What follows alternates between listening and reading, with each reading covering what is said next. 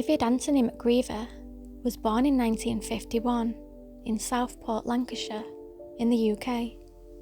One of 6 children, David's father had been a sergeant in the British Army, and in 1967, David left school to join the Royal Navy, where he had hoped to make a career. However, this career was short-lived, and in August of 1971, he was dismissed after being court-martialed for starting a fire that destroyed a wardroom. With no job, no money, and no future prospects, David moved back home with his parents. Soon after, his fiancée broke up with him, and he was sacked from several jobs. Fed up with his lack of work and heavy drinking, his parents forced him to move out. In 1973, a now 22-year-old David McGreavy moved in with his friend, Clive Ralph, and his wife Elsa.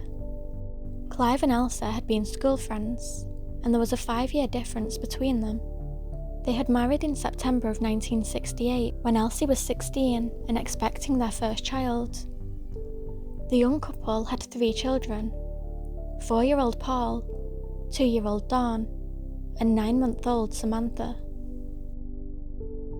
Feeling sorry for David, Clive took him in under his wing and offered him a place to stay at their terraced house in Gillam Street, Worcester.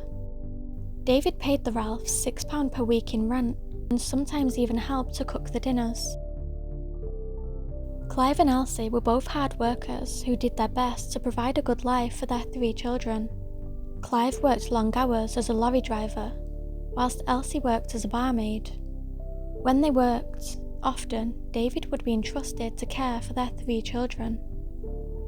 According to those who knew them, it appeared as though David genuinely enjoyed spending time with the children, and was even said to have acted like a father to them. In fact, his own parents would later state, everyone who knew David knew that he loved children. Elsie would even say that David was always doing things for the children, and on one occasion, he'd even expressed his disapproval at her for how strict she could be with them. On Friday the 13th of April, 1973, David went to the local Vauxhall pub and drank several pints of beer. At some point during the evening, he'd got into an altercation with a friend after he had put a cigarette out in his beer. From the pub, David then went home to look after the 3 children. Clive was due to pick up Elsie from her job at the Punch Bowl Tavern. Quite often, Clive would help Elsie close up the pub for the night, and this night was no different.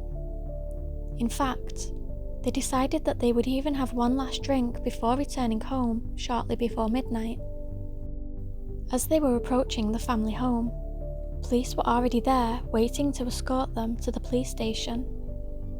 Once there, they were informed of the nightmarish events that had taken place that night by their trusted friend and lodger, David McGreavy. Shortly after David had been left alone with the children, the youngest child, Samantha, had started to cry for her bottle. For reasons unknown, this infuriated David. Instead of reaching for Samantha's bottle like he had done numerous times beforehand, he grabbed Samantha and swung her against the wall. The baby had hit the wall with such brutality that her skull had been fractured. David then picked up a razor blade and slashed at Dawn's throat before strangling Paul to death with a piece of curtain wire. David then retrieved a pickaxe from the basement and proceeded to mutilate the 3 children.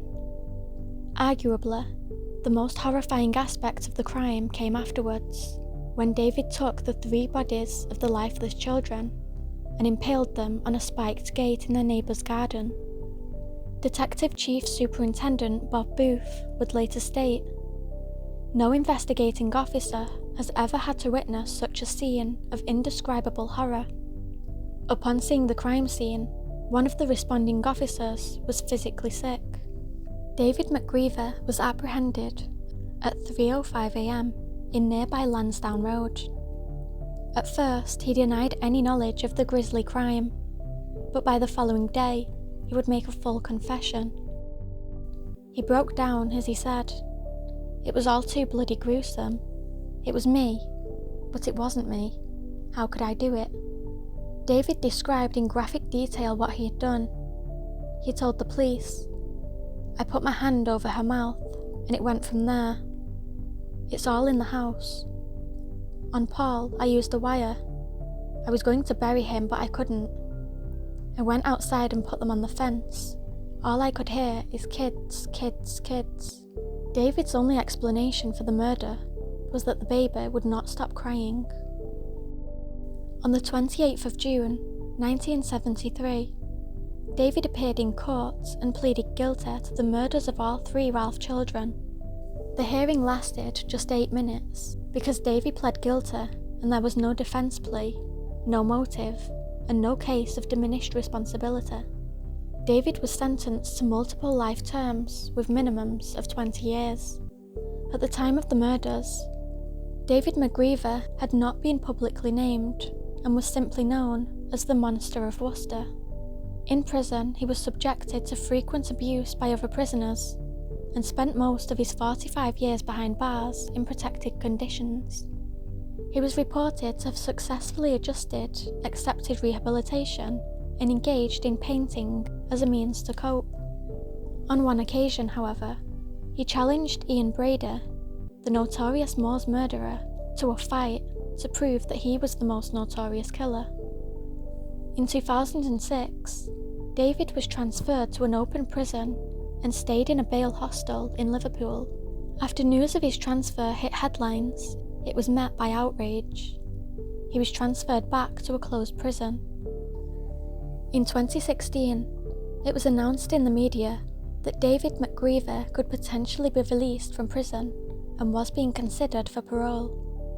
The announcement struck fear and anger within the community where the crime had taken place, as well as within the family of the victims. 2 years later, the community's greatest fears were confirmed when it was announced that David had been cleared for release by the Parole Board. Upon learning of the grim news, Elsie would state, "What this animal did to my children was every bit as bad as what the Moors murderers did. But Ian Brady and Myra Hindley never left prison before they died, so why the hell should he? He put my babies on spikes for God's sake. He mutilated them, and they died in agony." She said that following David's trial, they had been reassured that the crime was so heinous that David would never be released from prison. But despite begging them to keep him locked up, "I have now been betrayed," Elsie said. According to the Parole Board, over the 45 years that David had spent behind bars, he had changed considerably. They wrote that he had developed self-control as well as a considerable understanding of the problems that he had and what had caused them. In 2019, David McGreavy was released from prison.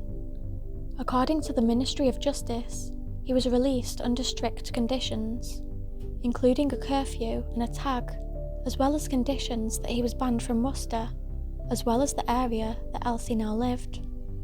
Life after their children was grim. 6 months after the murders, Elsie had attempted suicide, and in the following years, attempted suicide several more times. Her marriage to Clive fell apart and the couple separated. Today, Elsie lives with her longtime partner Robert and their dog Tilly.